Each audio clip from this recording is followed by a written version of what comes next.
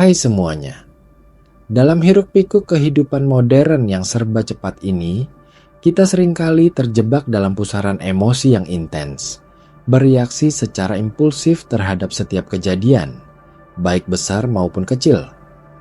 Pernahkah kamu merasa jantungmu berdebar kencang, napasmu memburu, dan kata-kata tajam meluncur begitu saja dari mulutmu sebelum kamu sempat memikirkannya?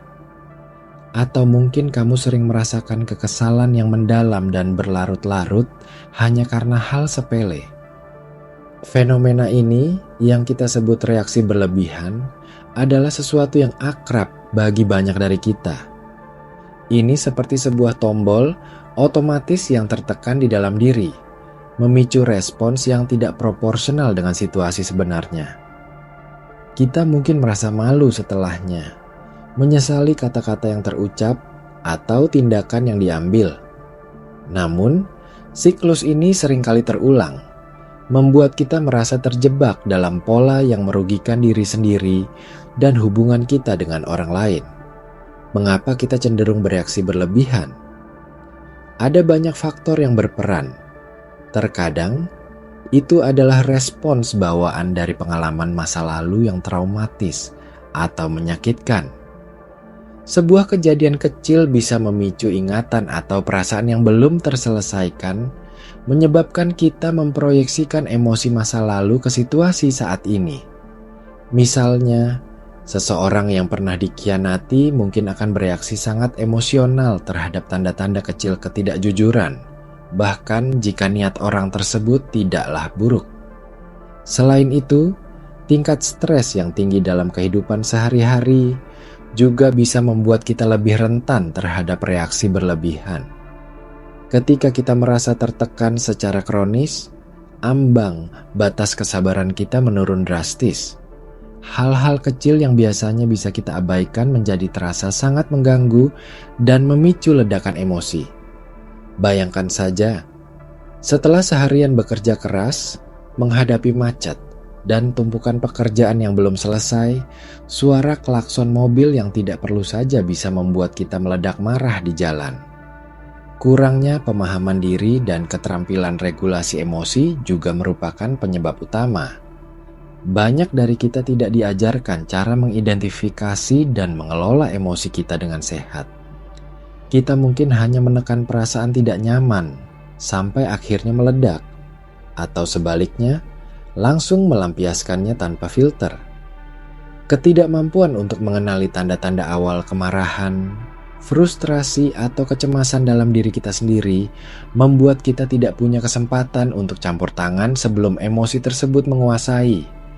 Kita seringkali tidak tahu apa yang sebenarnya kita rasakan, apalagi mengapa kita merasakannya. Ini seperti mengemudi tanpa peta di jalanan yang tidak dikenal. Kita hanya bereaksi terhadap apa yang ada di depan mata tanpa arah yang jelas. Selain itu, ekspektasi yang tidak realistis terhadap diri sendiri, orang lain, atau situasi juga dapat memicu reaksi berlebihan. Ketika kita mengharapkan segala sesuatu berjalan sempurna, atau orang lain selalu sesuai dengan keinginan kita, sedikit saja penyimpangan bisa terasa seperti bencana besar.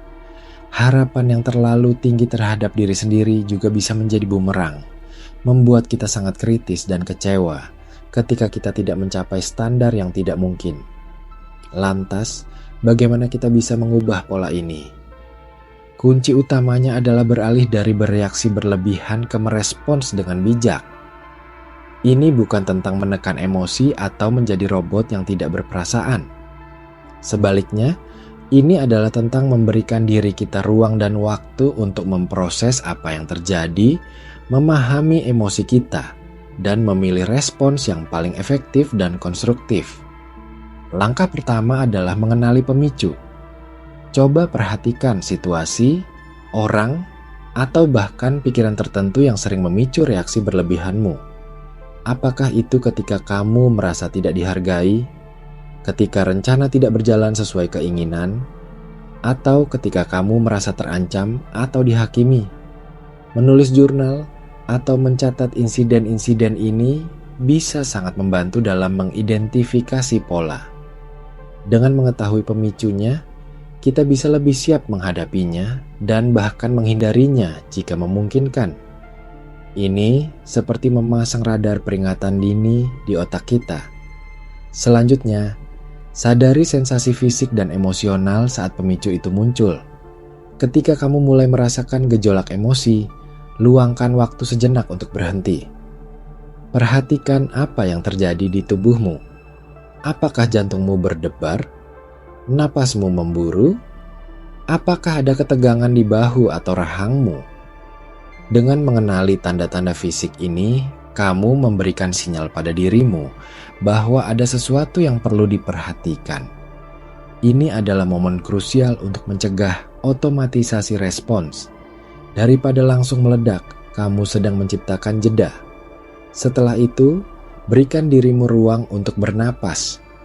Teknik pernapasan dalam seperti menarik napas perlahan melalui hidung, menahannya sebentar, dan mengeluarkannya perlahan melalui mulut dapat secara signifikan menenangkan sistem sarafmu.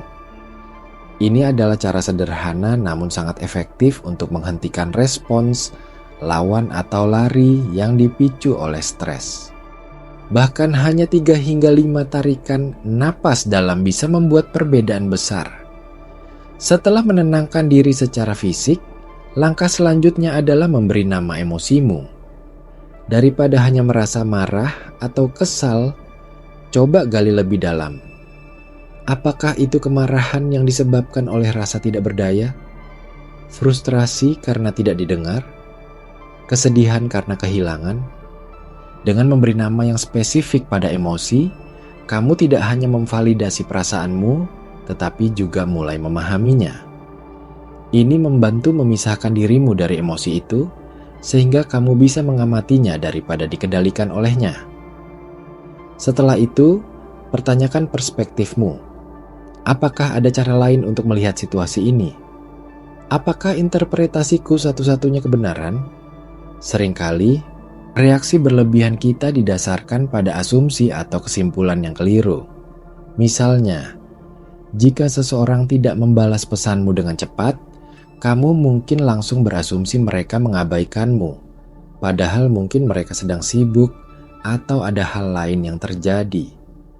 Latih dirimu untuk mencari penjelasan alternatif sebelum melompat ke kesimpulan negatif. Penting juga untuk mengembangkan empati. Coba bayangkan mengapa orang lain mungkin bertindak seperti yang mereka lakukan. Apa yang mungkin sedang mereka alami? Meskipun ini bukan berarti membenarkan perilaku buruk, empati dapat membantumu memahami bahwa orang lain juga memiliki perjuangan dan alasan mereka sendiri. Ini bisa meredakan intensitas kemarahan atau kekesalanmu. Misalnya, jika rekan kerjamu tiba-tiba bersikap kasar, daripada langsung tersinggung, kamu bisa mencoba berpikir bahwa mungkin dia sedang menghadapi masalah pribadi yang berat di rumah. Ini bukan berarti kamu harus menerima perilaku buruk, tetapi ini membantu mencegah reaksi berlebihan yang tidak perlu. Selain itu, latih diri untuk menunda respons. Dalam era serba cepat ini, kita merasa harus segera membalas pesan, segera menyelesaikan masalah, atau segera memberikan pendapat. Namun, kadang-kadang menunda respons adalah hal terbaik yang bisa dilakukan. Jika kamu merasa sangat emosional, katakan pada dirimu sendiri bahwa kamu akan merespons dalam 1 jam atau keesokan harinya. Ini memberimu waktu untuk berpikir jernih dan merencanakan respons yang lebih konstruktif. Merespons dengan bijak juga berarti memilih kata-kata dengan hati-hati. Jangan biarkan emosi mengendalikan lidahmu. Sebelum berbicara, tanyakan pada dirimu, apakah perkataanku benar? Apakah itu baik? Apakah itu perlu? Dan apakah itu membangun? Filter ini dapat mencegahmu mengucapkan hal-hal yang akan kamu sesali di kemudian hari. Komunikasi yang efektif adalah tentang menyampaikan pesan dengan jelas tanpa menyerang atau menyalahkan. Ini bukan berarti kamu tidak boleh mengungkapkan perasaanmu, tetapi bagaimana kamu mengungkapkannya yang penting. Seringkali menggunakan pernyataan saya merasa kecewa ketika daripada pernyataan kamu selalu membuat saya kecewa, bisa membuat perbedaan besar dalam cara pesanmu diterima. Penting untuk diingat bahwa mengubah kebiasaan membutuhkan waktu dan latihan. Tidak ada yang bisa berhenti bereaksi berlebihan dalam semalam. Akan ada saat-saat ketika kamu tergelincir dan kembali ke pola lama. Jangan menghukum dirimu sendiri terlalu keras. Akui kesalahanmu, belajar darinya, dan bertekadlah untuk melakukan yang lebih baik di lain waktu. Ini adalah perjalanan, bukan tujuan akhir. Konsistensi adalah kuncinya. Semakin sering kamu berlatih mengenali pemicu, bernapas, memberi nama emosi, dan memilih respons, semakin kuat jalur saraf baru yang akan terbentuk di otakmu. Ini seperti membangun otot. Semakin sering kamu melatihnya, semakin kuat dan efisien ia bekerja. Akhirnya, jangan ragu mencari bantuan profesional jika kamu merasa kesulitan untuk mengelola reaksi berlebihanmu sendiri. Terapis atau konselor dapat memberikan strategi yang disesuaikan, membantu menggali akar masalah, dan membimbingmu dalam mengembangkan keterampilan regulasi emosi yang lebih sehat. Mereka bisa menjadi fasilitator yang objektif, membantu kamu melihat pola-pola yang mungkin tidak kamu sadari.